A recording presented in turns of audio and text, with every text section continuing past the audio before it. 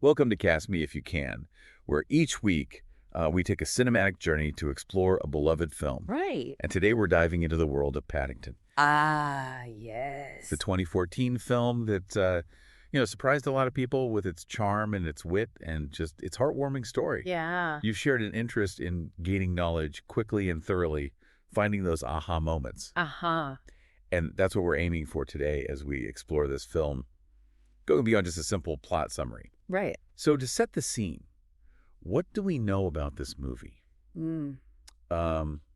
It was based on a children's book, Yeah. but it clearly resonated with a much wider audience, both critics and the public. Mm-hmm. We've got insights into the film's core story, Mm-hmm. the critical reception, the really passionate fan base that it cultivated, Right. some interesting behind-the-scenes trivia, and its impact on popular culture. It's fascinating. So our mission on this cinematic journey is to really unpack what made this movie so special Okay. and highlight the key takeaways.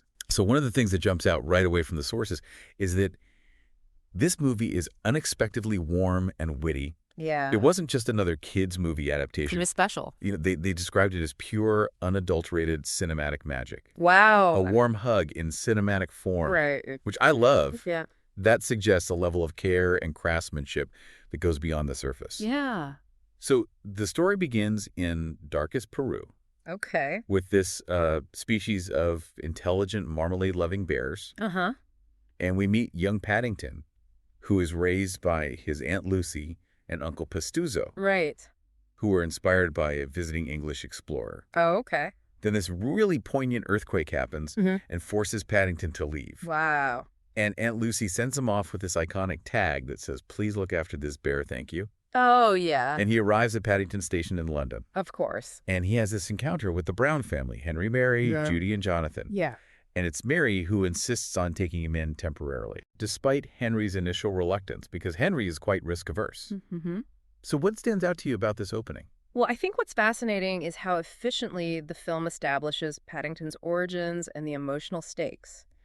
Right from the start, that simple tag, "Please look after this bear," becomes incredibly powerful and enduring, Yeah. a symbol of vulnerability and hope. Right.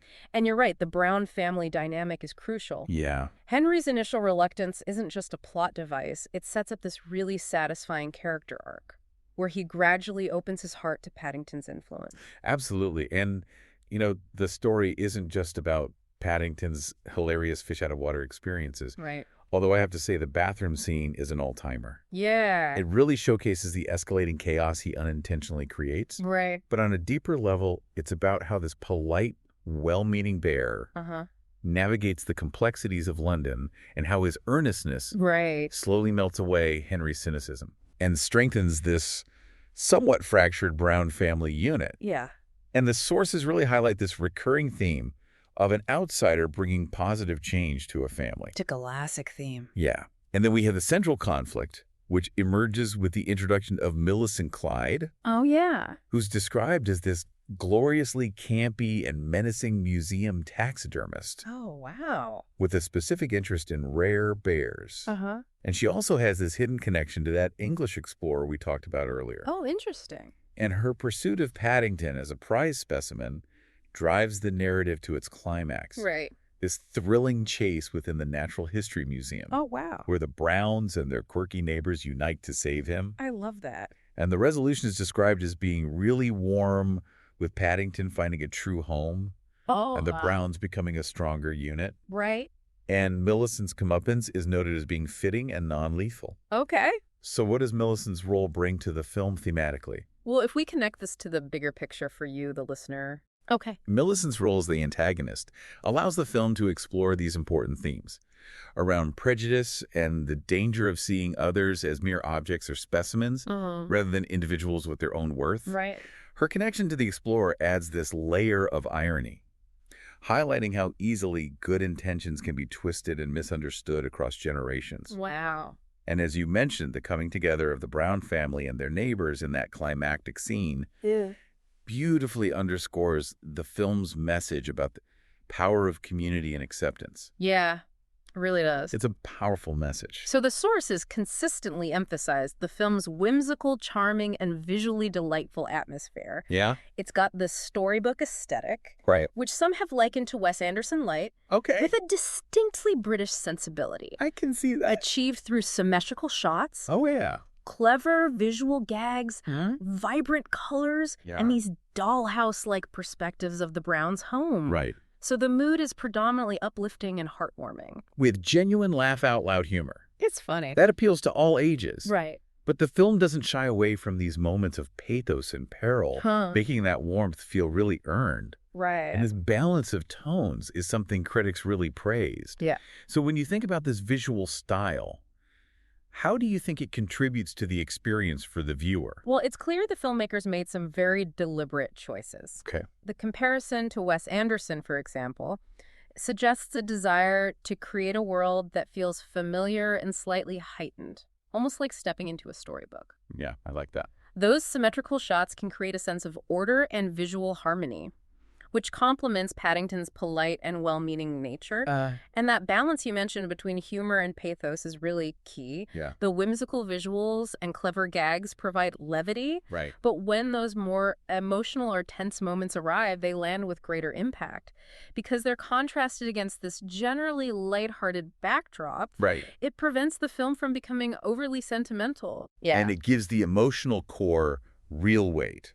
Absolutely. And beneath all the marmalade and mishaps, Paddington delves into these resonant themes of kindness, acceptance, and finding family in unexpected places. It's powerful. And it comes across as this gentle but firm rebuke to xenophobia. And snap judgments, perfectly encapsulated in that line. In London, nobody's alike, which means everyone fits in. Oh, that's a great line. Yeah. The film champions the idea of seeing the best in others, the importance of good manners, and the quiet heroism of ordinary people and bears looking out for one another. Right. So for you, the listener who appreciates multiple perspectives and those aha moments, this thematic depth likely played a role in the film's widespread appeal. Absolutely. It went beyond just simple entertainment. It did. So when you look at those underlying themes, what's the takeaway? Well, the film cleverly uses Paddington's status as an outsider. Yeah. To hold up this gentle but effective mirror to society. His unwavering politeness and goodness often highlight the flaws and prejudices of those around him, but in a way that's never accusatory or heavy-handed. Right. That line you quoted, "In London, nobody's alike, which means everyone fits in," really is the heart of the film's message. Yeah. It speaks to the beauty of diversity and the importance of creating a welcoming and inclusive environment for everyone, regardless of where they come from or how different they might seem. Now, moving on to the critical reception. Okay. It's clear that Paddington was a surprise hit with critics. Yeah. Instead of the anticipated critical beatdown that can sometimes happen with adaptations. Right. This received what some would describe as a collective, slightly surprised standing ovation. That's great. Reviewers were charmed by the wit, the warmth, the visual ingenuity, Paul King's direction, Ben Wishaw's voice acting, who of course replaced Colin Firth, Right.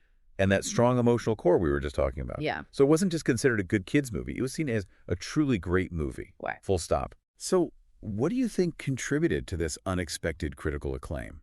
Well, it's interesting, as you pointed out, how often the element of surprise comes up. In the descriptions of the critical reception, this suggests the film significantly exceeded expectations, perhaps by subverting some of the predictable cliches that can sometimes plague adaptations of children's literature. Right. The fact that the praise was so widespread across so many different aspects of the film, the direction, the acting, the visuals, the writing, which really indicates this holistic appreciation for the quality of the filmmaking. Right. It wasn't just one or two elements that stood out. It was the entire package. And we have some killer quotes from the reviews that really underscore this point. Okay. Peter Bradshaw in The Guardian called it a total charm offensive of a movie. Wow. With a lovely, funny, witty streak. I love that. Mark Kermode, who admitted to being initially skeptical, confessed that he was completely won over by its charm. Okay. And he often cites this movie as an example of exceptional filmmaking. Good for him. And Variety's Guy Lodge noted its artisanal quality. And he described it as an inventive and disarming family entertainment. crafted with a rare degree of mindfulness, Yeah. and the lack of truly negative reviews really points to a strong consensus. Right. So what stands out to you about those reactions? Those quotes really get to the heart of what resonated with the critics. Yeah. Bradshaw's description of it as a charm offensive is really telling. It suggests a film that actively works to win over its audience and clearly succeeds. Kermode's initial skepticism turning into outright praise carries a lot of weight, given his reputation as a discerning critic, Right. and Lodge's mention of its artisanal quality and mindfulness speaks to the level of care and attention to detail. That went into every aspect of the production. Right. It's clear they recognized this wasn't just a studio churning out another kid's movie. Oh. There was real artistry involved. What's interesting is that the film's critical reputation has only grown stronger over time. Yeah. It's aged like a fine wine, or perhaps marmalade. Ah. It's widely regarded as a modern family classic. Right. And a benchmark for how to adapt beloved children's literature. And its reputation was further cemented by its even more acclaimed sequel, Yes. Paddington 2, I love that one. which achieved near universal praise It did. and became this popular internet meme. Right. So the first film is seen as laying the groundwork for this phenomenon. Uh-huh. And then there's the Rotten Tomatoes score of 97% Wow. and the Metacritic score of 77, That's amazing. which further solidify this positive reception. Yeah. So what does this enduring and growing critical appreciation tell us? Well, the fact that Paddington's reputation hasn't faded but actually strengthened speaks volumes about its quality and its lasting impact. Right. And you're right, the phenomenal success of Paddington 2 has only served to shine an even brighter light on the brilliance of the first film. Yeah. It's seen as not just a precursor but a vital foundation for the entire Paddington cinematic universe. I like that. And those high aggregate scores are quite remarkable, especially for a family film. Right. They indicate a really broad and sustained appreciation from critics. And it wasn't just the critics who loved it. The fan base reaction really mirrored that enthusiasm. Oh, yeah. Our sources describe it as a sleeper hit, fueled by incredible word of mouth. Interesting. It actually outperformed box office expectations. Good for them. And it wasn't a niche cult film. It was a widely loved movie Right. that families and adults without children equally enjoyed. Mm-hmm. So what do you think it was about the film that sparked such a strong positive reaction? This highlights the film's ability to transcend typical demographic boundaries for children's films. Okay. The fact that it was a sleeper hit driven by word of mouth suggests a real, genuine connection with audiences. Right. People weren't just passively entertained. They were moved and delighted enough to recommend it to others. So this kind of organic growth in popularity usually points to something special, a film that resonates on an emotional level and leaves a lasting, positive impression. So there are several elements that contributed to this fan appeal. Okay. The hard stare, Paddington's weapon against rudeness, Right. became an instant classic. It's iconic. It really is. Yeah. And then his love for marmalade sandwiches, which he keeps under his hat for emergencies, Of course. also really resonated with audiences. Mm-hmm. And he frequently appears in these wholesome contrast memes online, Really? which highlight his politeness in various scenarios. That's funny. And fan theories surrounding the film tend to be gentle, Huh. often exploring deeper meanings Interesting. or making heartwarming connections within the film's world. I like that. And then memorable quotes like, "Please look after this bear." Right. And Aunt Lucy said, "If you're kind and polite, the world will be right." Oh, I love that. Became real touchstones for fans. Yeah. Online communities on platforms like Reddit, the Paddington Bear Wiki, Okay. Tumblr, Pinterest, DeviantArt Right. are filled with fan discussions, I bet. art, and expressions of appreciation. That's great. While cosplay may be less common because of the challenges of a bear costume, Huh. Yeah. fan art is abundant. I can imagine. And the film has even inspired lighthearted fan fiction. Oh, wow. So it's been described as having a cult status, Interesting. a cult of kindness, Oh. with fans feeling incredibly protective of the film Yeah. and its positive message. Understandable. And that hard stare truly is something. Right. Such a simple but effective comedic and character-defining tool. Yeah. So what does the nature of this fan base tell us about the film's impact? Well, it's fascinating how these small details, the hard stare, the marmalade obsession, became so beloved and recognizable. They really speak to the character's charm and the film's attention to detail. And that description of a cult of kindness perfectly encapsulates the positive and heartwarming nature of the film. And the community that has sprung up around it and the online activity from fan art to discussions demonstrates the deep and enduring connection that people feel with Paddington and his values. Right. So it's more than just a movie. It's a symbol of kindness and politeness. Now, delving into some of the trivia and production secrets reveals some fascinating details. Right. The change in voice actor from Colin Firth to Ben Whishaw is a key point. Firth's mature voice was deemed not quite right for Paddington's youthful innocence. Interesting. And Whishaw's performance was widely praised. It's perfect. For capturing that blend of politeness, curiosity, and vulnerability. Yeah. Nicole Kidman reportedly relished playing the villain Millicent Clyde. Oh, okay. Fully embracing the character's menacing and glamorous style. Right. And director Paul King's distinct visual style draws inspiration from Jacques Tati, Charlie Chaplin, and Wes Anderson. Oh, wow. Which is evident in the production design, the symmetrical compositions, and the visual gags. And then the creation of this believable and expressive CGI bear by Framestore was a significant achievement. It really was. Avoiding the uncanny valley. Yeah. And the film is filled with subtle nods to Michael Bond's original books. I love that. From the characters Mr. Gruber and Mrs. Bird. Right. To the visual details and that iconic address, 32 Windsor Gardens. Of course. And filming took place across London. Okay. And sets and other sites like Hatfield House. I see. So this successful blend of humor, heart, and visuals is a testament to the production's magic. Yeah. And interestingly, the biggest controversy was the PG rating in the UK. Oh, really? For minor references in language, which was considered quite tame upon release. Wow, interesting. So that voice change really is a pivotal piece of trivia, isn't it? It is. It speaks to the filmmaker's dedication to getting the character right. Yeah. Even if it meant making a change late in the game. Yeah. So what other production detail do you think contributed to the film's success?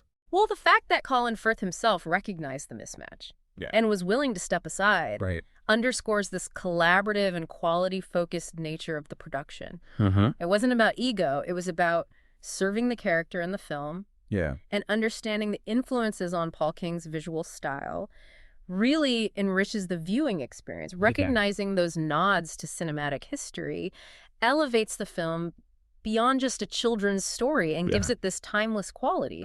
And the seamless CGI is crucial. A poorly rendered Paddington could have ruined it. The fact that they created such a believable and expressive character through CGI is a testament to their skill. And the impact of Paddington on pop culture is significant. It is. Its primary legacy seems to be how it revitalized the family film genre. Proving that adaptations of children's lit could be smart, funny, technically brilliant, and emotionally resonant. It set a new standard for sincerity and strong emotional cores in family films. And its influence can be seen on later productions. I think so. The film also significantly boosted director Paul King's career, leading to Paddington 2. Of course. And Wonka.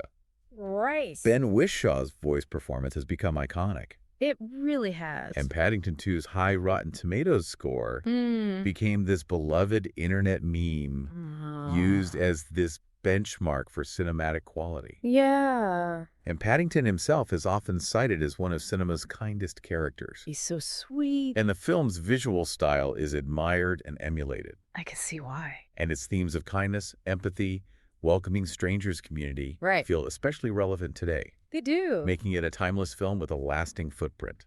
Absolutely. So as our cinematic journey into Paddington comes to a close, what are the key nuggets for you, the listener?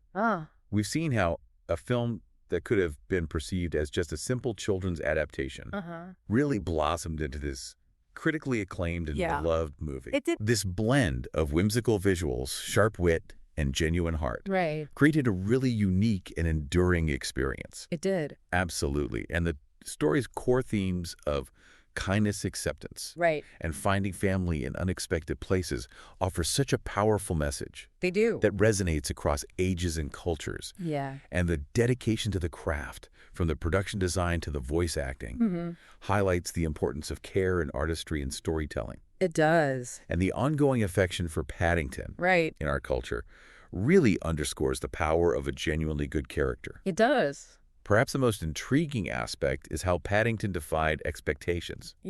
Proving that sincerity and warmth can be incredibly engaging Right. and commercially successful. It can be. It stands as a reminder that sometimes the simplest messages, when delivered with creativity and genuine emotion, Right. are the ones that leave a lasting impact. It's true. It really is. And it leaves us with this thought for you, the listener. In a world saturated with cynicism and irony, what is it about genuine kindness, so expertly portrayed in Paddington, that continues to capture our hearts? That's a great question. It's worth thinking about. We hope this journey into Paddington has offered you a richer understanding I hope so. and maybe inspired you to revisit it with fresh eyes. Right. What stood out to you during this exploration? Yeah, What other layers of this marmalade-filled world are worth unpacking? that's a good question. These are all questions to ponder as you go about your day. Absolutely. Thank you so much for joining us on Cast Me If You Can. It was a pleasure.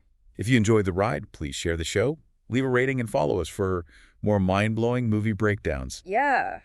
See you next time.